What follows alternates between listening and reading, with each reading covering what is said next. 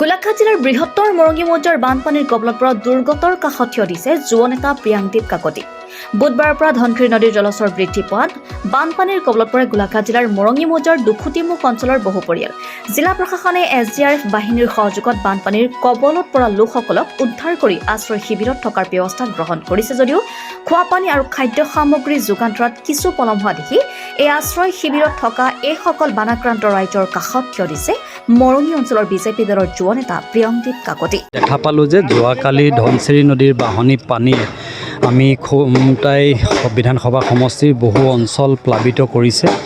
এই বানপানীয়ে আক্ৰান্ত কৰা গাঁৱৰ ৰাইজৰ কাষত আমি যোৱা নিশাৰ পৰা কাম কৰিছিলোঁ আৰু আজি পুৱতি নিশাৰ পৰা আমি ৰাইজৰ মাজত থাকি কিছু পৰিমাণে ৰাইজৰ দুখৰ সমভাগী হোৱাৰ যত্ন কৰিছিলোঁ। এই সময়খিনিত আমি দেখিবলৈ পাইছিলোঁ যে যিসমূহ বানাক্ৰান্ত লোকে এই দুখুটিমুখ অঞ্চলত বিশেষকৈ এটা পথ ইতিমধ্যে বানে ছিঙি নিয়াৰ উপক্ৰম হৈছে।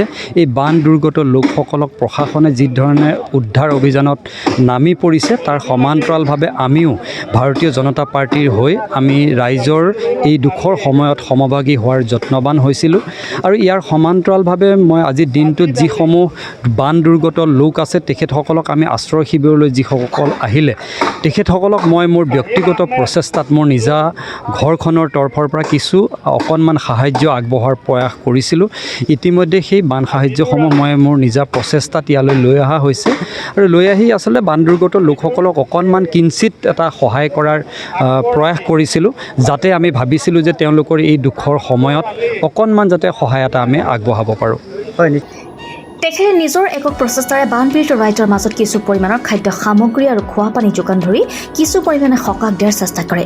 আজি লুৰকুইহাট অঞ্চলত থকা এটা আশ্ৰয় শিবিৰত প্ৰায় শতাধিক পৰিয়ালৰ মাজত বান সাহায্য আগবঢ়ায় যুৱ নেতাগৰাকীয়ে।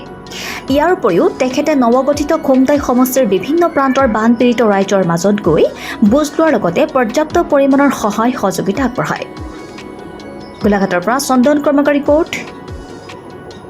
Reporter live Assam. আমি দেখিছিলোঁ যে দুখুটিমুখ অঞ্চলৰ বহু বান বিধ্বস্ত লোকে ইতিমধ্যে আশ্ৰয় শিবিৰলৈ অহা নাই, বহু লোক ঘৰতে আবদ্ধ হৈ আছে।